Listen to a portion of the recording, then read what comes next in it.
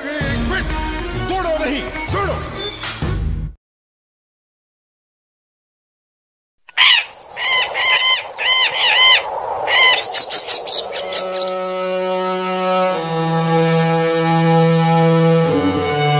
गांव में तो सब जगह अकाल की परिस्थिति हो गई है। लगता नहीं कि अब इस गांव में ज्यादा दिन रुकना उचित होगा। काम के लिए बाहर गांव तो जाना ही पड़ेगा। भूषण काम की तलाश में दूसरे गांव की ओर निकल पड़ता है। चलते चलते वह विजयपुर गांव में आ जाता है। वहां उसका रहने का कोई ठिकाना नहीं था और उसके पास कोई काम भी नहीं था। चलते चलते वह एक अमीर किसान जगत सेठ के पास आ पहुंचता है। सेठ जी, मैं भूषण दूसरे गांव से आया हूँ। हमारे गांव में अकाल की परिस्थिति हो गई है। लोगों के खेत सूखे पड़े हैं। गांव में बूंद बूंद पानी के लिए लोग तरस रहे हैं। अगर मुझे आपके पास कुछ काम मिल जाएगा तो बहुत कृपा होगी बड़े भाई। अरे रे, लगता है तुम्हारी हालत बहुत खस्ता हो गई है। ठीक है, वैसे मेरे पास एक काम तो है, पर लगता नहीं कि तुम वो कर पाओगे। सेठ जी, आप चिंता ना करें, मुझे आप कोई भी काम दे सकते हैं। मैं वो काम पूरी मेहनत और ईमानदारी से करूँगा। अच्छा ठीक है भूषण, तो कान खोल कर सुन लो। मेरे पास 50 गायें और 50 भैंसे हैं। तुम्हें हर रोज उन जानवरों का गोबर निकालना होगा और रोज सुबह शाम उन्हें चारा पानी देना होगा। महीने के आखिर में तुम्हें इस काम के लिए 200 रुपए मिलेंगे। और हाँ, 2 वक्त का खाना भी हमारी तरफ से मुफ्त दिया जाएगा। बोलो, क्या तुम ये काम कर पाओगे? अरे बाप रे, 50 गाय और भैंसों को संभालना आसान काम नहीं है, पर अब मैं कुछ कर भी तो नहीं सकता। और ऊपर से सेठ जी 2 वक्त का खाना भी दे रहे हैं। ठीक है सेठ जी, मैं ये काम कर लूँगा, पर एक विनती है। हाँ बोलो भूषण, क्या बात है? सेठ जी, अगर आपको समस्या ना हो तो क्या मैं आपके गायों के साथ गौशाला में रह सकता हूँ? सेठ जी, मैं इस गांव में नया हूँ, मेरा रहने का कोई ठिकाना नहीं है। जग्गा सेठ थोड़ी देर तक सोचता है और भूषण को ऊपर से नीचे तक देखने के बाद उससे कहता है, ठीक है भूषण, तुम गौशाला में रह सकते हो। जी धन्यवाद सेठ जी। तब से भूषण गौशाला में रहकर अपना काम करने लगता है। वह रोज जल्दी उठकर गाय और भैंसों का गोबर निकालता, उन्हें चारा डालता और समय पर पानी भी पिलाता था। हर रोज भूषण अपना काम ईमानदारी और पूरी मेहनत से करता था। जगत सेठ को भी भूषण का काम बहुत पसंद आने लगा, क्योंकि वह अपना काम सफाई से करता था। एक दिन जगत सेठ भूषण को बुलाकर उससे बोलता है, भूषण, मुझे तुम्हारा काम बहुत पसंद आया है। तुम गाय और भैंसों का अच्छा ख्याल रख रहे हो, इसलिए दूध की गुणवत्ता भी बढ़ गई है और गायें पहले से ज्यादा दूध भी दे रही हैं। इसलिए मैं आज से तुम्हारी तनख्वाह बढ़ाकर पूरे 400 रुपए कर रहा हूँ। आपका बहुत बहुत धन्यवाद सेठ जी। कुछ दिन ऐसे ही बीतने लगते हैं। भूषण जगत सेठ के पास बहुत मेहनत और ईमानदारी से काम करता है। धीरे धीरे भूषण के पास अच्छा खासा रुपया जमा हो जाता है, जिससे वह अपने लिए छोटा सा रहने लायक एक कुटिया बनवा लेता है। उस गौशाला में सोकर तो नाक से गोबर की गंध अभी भी नहीं जा रही। अब आखिरकार मुझे अपने घर में चैन से सोने को तो मिलेगा। तब से भूषण जगत सेठ के पास गौशाला में काम करने आता और 2 वक्त का खाना खाकर अपने घर सोने के लिए चला जाता था। कई साल ऐसे ही बीत जाते हैं। भूषण की मेहनत के कारण उसके पास अच्छा खासा रुपया जमा हो जाता है। एक दिन भूषण जगत सेठ से बोलता है, सेठ जी, आजकल गांव में चोरी की समस्या बहुत बढ़ गई है और मेरे पास कुछ रुपए भी जमा हैं जो मैंने अपने घर में रखे हुए हैं, पर मुझे उन पैसों की चोरी की चिंता हो रही है। आपको तो पता है कि मैं दिन भर आपके पास ही काम करता हूँ और सिर्फ रात में ही घर सोने जाता हूँ, इसलिए मुझे रोज उन पैसों की चोरी की चिंता सताती है। हाँ भूषण, तुम बात तो बिल्कुल सही कह रहे हो। आए दिन गांव में नए नए चोरी के किस्से सामने आ रहे हैं और दिन भर तो तुम्हारा घर खाली ही रहता है।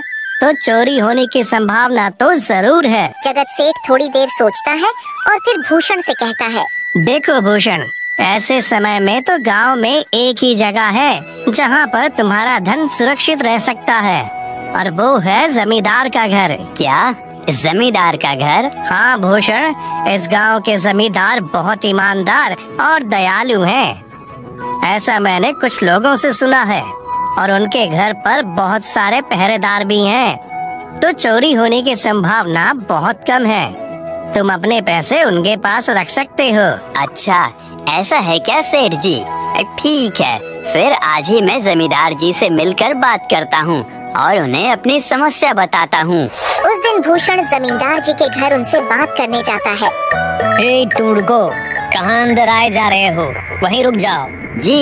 जी, मुझे जमींदार जी से मिलना है।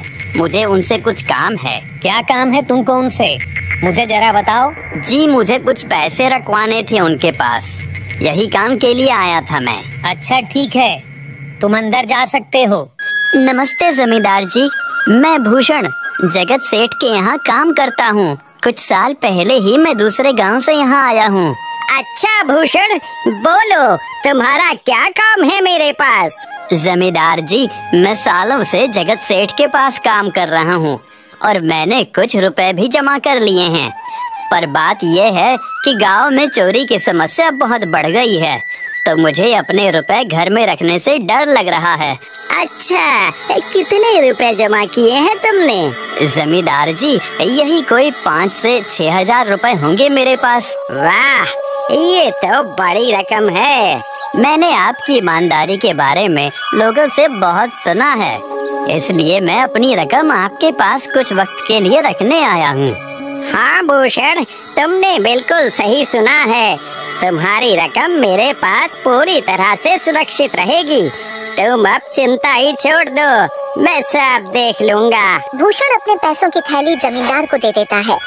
ये पूरे 5,800 रुपए हैं, आप गिन कर देख लीजिए। गिनने की क्या जरूरत है?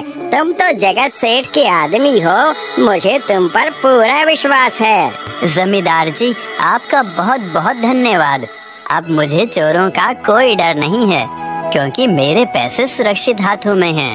अरे भूषण, कोई बात नहीं, धन्यवाद तो मुझे बोलना चाहिए, जो तुम मेरे पास आए अपने रुपए रखने के लिए।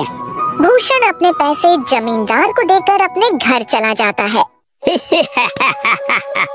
हाँ भूषण, तुम्हारे पैसे मेरे हाथों में ही अच्छे लगते हैं। ऐसे ही भूषण ईमानदारी और मेहनत से जगत सेठ के यहाँ काम कर रहा था। देखते ही देखते 2 साल ऐसे ही बीत जाते हैं। एक दिन भूषण सोचता है, अब बहुत साल हो गए जगत सेठ के यहाँ काम करते हुए। वैसे सेठ जी तो बहुत अच्छे इंसान हैं, पर सोच रहा हूँ कि खुद की जमीन लेकर उस पर मेहनत करूँ, तभी मैं बड़ा आदमी बन सकता हूँ। अब जो मेरे पास थोड़े कुछ पैसे हैं और जो जमींदार के पास कुछ पैसे संभालने के लिए दिए हैं, वो जमा करके थोड़ी जमीन खरीद लूँगा। आज ही जमींदार से मिलने जाता हूँ और अपने रुपए मांगता हूँ। ये सोचकर भूषण जमींदार जी के घर चला जाता है। जमींदार जी, मैं अपने रुपए वापस लेने आया हूँ। आपके पास मैंने 5,800 रुपए दिए थे संभालने के लिए। अरे भाई साहब, मैंने पहचाना नहीं आपको, वैसे कौन हो आप? अरे जमींदार जी, मैं भूषण हूँ। पिछले साल मैंने आपको पैसे संभालने के लिए दिए थे, याद आया कुछ? अरे भाई साहब, मेरे पास कितने सारे लोग आते जाते हैं पैसे रखने के लिए, और सभी के साथ मेरा अच्छा व्यवहार होता है। वैसे आपके पास कोई कागजात हैं क्या? क्योंकि मैं हर व्यक्ति से कागज पर ही व्यवहार करता हूँ। किसने कितने पैसे दिए, किसके कितने पैसे रखे हैं, सबका व्यवहार रहता है मेरे पास। जमींदार जी, ये आप क्या बात कर रहे हैं? आपकी ईमानदारी देखकर ही मैंने आपको पैसे दिए थे संभालने के लिए, और आप अब ऐसी बातें कर रहे हैं। कृपया करके मेरे पैसे मुझे वापस कीजिए। हाँ भूषण, मैं ईमानदारी से ही काम करता हूँ, इसलिए तो तुमसे मैं डॉक्यूमेंट्स मांग रहा हूँ। क्या तुम्हें पता नहीं, जब तुम किसी से पैसों का व्यवहार करते हो तो तुम्हें स्टाम्प पेपर पर लिख कर देना पड़ता है। तुम किसी से भी पूछ सकते हो। नहीं जमींदार जी, मैं आपके पैर पड़ता हूँ, कृपया करके मेरे रुपए मुझे दे दीजिए। बड़ी मेहनत से मैंने वो पैसे जमा किए थे, मुझ पर ऐसा अन्याय ना करें। अरे क्या ये झूठ मूठ का रोना धोना लगाया है? लगता है तुम ढोंगी हो और मेरी ईमानदारी और भोलेपन का फायदा उठाकर मुझसे ये रुपए लेने आए हो। रुक, तुझे अभी सबक सिखाता हूँ। जमींदार अपने आदमियों को बुलाकर भूषण की पिटाई करने को कहता है। इसे तब तक मारो जब तक ये बेहोश न हो जाए। इस 2 कौड़ी के आदमी ने मेरी ईमानदारी पर सवाल उठाया है, इसे छोड़ना मत। जमींदार के आदमी भूषण को डंडे से खूब मारते हैं। फिर भूषण दुखी होकर अपने घर चला जाता है। भूषण के शरीर पर घाव के निशान स्पष्ट दिखाई दे रहे थे। 2 दिन से भूषण घाव के दर्द के कारण जगत सेठ के घर काम के लिए नहीं जा पाता है। इसलिए अगले दिन जगत सेठ भूषण के पास आ जाते हैं।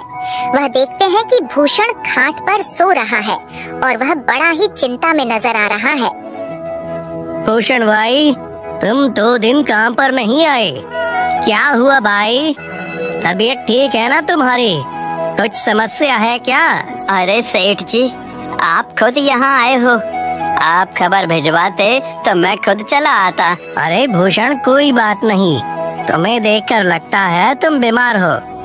क्या हुआ है तुम्हें? जगत सेठ, क्या बताऊं, जिस जमींदार के पास पिछले साल मैंने अपने पैसे संभालने को दिए थे, वो आज मुझे पैसे वापस नहीं करना चाहता। वो बहुत लालची इंसान है, वो लोगों को ठग रहा है। और जब मैंने बाद में गिड़गिड़ाना शुरू किया तो उसने डंडे से मार मार कर मेरी पिटाई करवा दी और मुझे वहाँ से धक्के मार कर निकाल दिया। अरे बाप रे, ये तो बड़ा ही गंभीर विषय है। मैंने तो जमींदार के बारे में अच्छा ही सुना था और मुझे भी नहीं पता था कि वो इंसान इतना गिरा हुआ है। तभी मैं सोचूं हर साल उसकी संपत्ति इतनी ज्यादा कैसे बढ़ रही है। मुझे माफ कर दो भूषण, मैंने ही तुम्हें जमींदार के पास जाने को बोला था, गलती तो मेरी भी है। नहीं जगत सेठ, आप तो मेरा अच्छा ही सोच रहे थे, ये तो उस जमींदार का लालच है। अब लगता नहीं मेरे पैसे उस जमींदार से वापस मिलेंगे भी। भूषण, मेरे पास एक तरकीब है जिससे मैं तुम्हारे पैसे तुम्हें वापस दिला सकता हूँ। जगत सेठ भूषण के कान में सारी तरकीब बताता है। ठीक है सेठ जी, हे ऊपर वाले, ये तरकीब कामयाब होने दीजिए। अगले दिन जगत सेठ बहुत सारे पैसों को एक सूटकेस में भरकर खुद जमींदार के घर जाता है। अरे जगत सेठ, आज आप खुद यहाँ? बोलो भाई, इस गरीब के घर कैसे आना हुआ? हमारा तो ये सौभाग्य है कि आप जैसे धनी आदमी के चरण हमारे घर में लगे हैं। नमस्ते जमींदार जी। अरे जमींदार जी, आप तो मुझे अब लज्जित कर रहे हैं। वैसे मैं कुछ महीनों के लिए दूसरे राज्य में व्यापार करने जा रहा हूँ। मैं ये लगभग 50,000 रुपए लाया हूँ। मुझे डर है कि कहीं ये चोरी ना हो जाए। क्या आप मेरे सारे पैसे अपने पास संभाल कर रख सकते हैं? आपके सिवाय इस गांव में और किसी पर भरोसा नहीं कर सकता। अरे जगत सेठ, ये भी कोई पूछने की बात है? मेरे पास आपके पैसे बिल्कुल सुरक्षित रहेंगे। आप निश्चित होकर व्यापार करने जा सकते हैं। इस बार तो बड़ी मछली हाथ लगी है, बार बार ऐसा मौका नहीं मिलता। भारी माल हाथ में लगने वाला है। तभी वहाँ पर भूषण आ जाता है। अरे भूषण, तुम? अच्छा हुआ तुम आ गए, मैं तुम्हारे पास ही आने वाला था। मुझे माफ करना, उस दिन तुम्हें पहचान नहीं पाया। इतने सारे लोग मेरे पास आते हैं तो जरा परेशानी होती है, पर मैं अपनी बातों का बड़ा पक्का हूँ। हाँ रुको, मैं तुम्हारे सारे पैसे अभी देता हूँ। जमींदार भूषण के सारे पैसे उसे लौटा देता है। माफ करना भूषण, मेरे आदमियों ने तुम्हारे साथ उस दिन बदतमीजी की। मैं आज ही उनको काम से निकालता हूँ। भूषण बिना कुछ बोले वहाँ से चला जाता है। अरे क्या बात है जमींदार जी, आप तो अपने बातों के बहुत पक्के हैं। तो ठीक है, मैं अपने सारे पैसे आपके पास रख सकता हूँ। जगत सेठ इतना बोल ही रहा था कि तभी वहाँ जगत सेठ का नौकर आ जाता है। मालिक मालिक, अब आपको बाहर के राज्य में जाने की कोई जरूरत नहीं है। अभी अभी व्यापारियों का संदेश आया है और उसने कहा कि वो खुद हमारे गांव आ रहे हैं। अरे ये तो बहुत बढ़िया बात हुई। अब मुझे इतनी दूर नहीं जाना पड़ेगा। सुन रहे हो जमींदार जी, व्यापारी यहाँ आ रहे हैं। अब मुझे नहीं लगता कि ये पैसे आपके पास रखने का कोई मतलब होगा। चलो, आपका बहुत बहुत धन्यवाद। आपने इतनी ईमानदारी दिखाई मुझे। हाँ, पर अगली बार जरूर आपके पास ही आऊँगा। ऐसा बोलकर जगत सेठ और उसका नौकर वहाँ से अपने पैसे लेकर चले जाते हैं। धत तेरी की, ये क्या हो गया? ये 50,000 तो चले गए और जो भूषण के 5,800 रुपए हड़प लिए थे वो भी चले गए। आपका बहुत बहुत धन्यवाद सेठ जी। अगर आज आप न होते तो मेरी सारी जमा पूंजी वो जमींदार हड़प लेता। भूषण, कोई बात नहीं। जो व्यक्ति मेहनत और ईमानदारी से कमाता है, ऊपर वाले उसका कभी बुरा नहीं होने देते, और जो हराम की कमाई का खाता है उसका कभी अच्छा नहीं होने देते।